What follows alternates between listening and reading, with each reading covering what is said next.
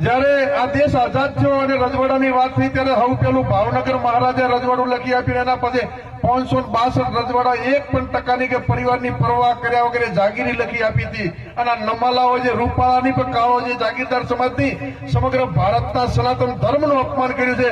એ માત્ર એક ટિકિટ જાતિ કરતા નથી. તમે શું જાતો કરો, આ દેશ માટે 560 રજવાડા હવે છોડી દીધા હતા. એ જાગીરદાર સમાજનું અપમાન કર્યું છે.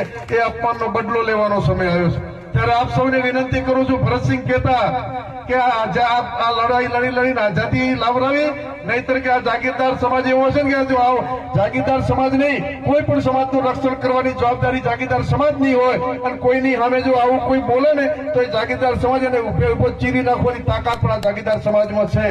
પરંતુ લોકશાહીની ઢબે લડવાનું છે. ત્યારે આપ સૌને વિનંતી કરું છું કે અત્યારે હથિયારોથી લડાઈની કાયદાનું આપણે બંધારણને માન આપવાનું છે. ત્યારે વોટ દબાવીને એને જવાબ આપવાનો છે.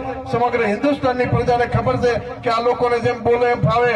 હું તો રબારી સમાજને કહું છું કે આજ રૂપાળા ધોનેરામાં એવું કહેતા હતા કે આ માવજી પીને ઘડો શમશાનમાં ફોડવાનો છે. આપણે એ પણ તો ભરતસિંહજી મેં કાલે કીધું હતું કે અમારે રબારીઓ તો નેતા કોઈ મદદ ન કરે, પણ માતા અમારા ભેળી હોય છે એટલે માવજી પીની માતા પોતે એની ઠાઠડી ગમો ગમ નીકળી રહી છે. ત્યારે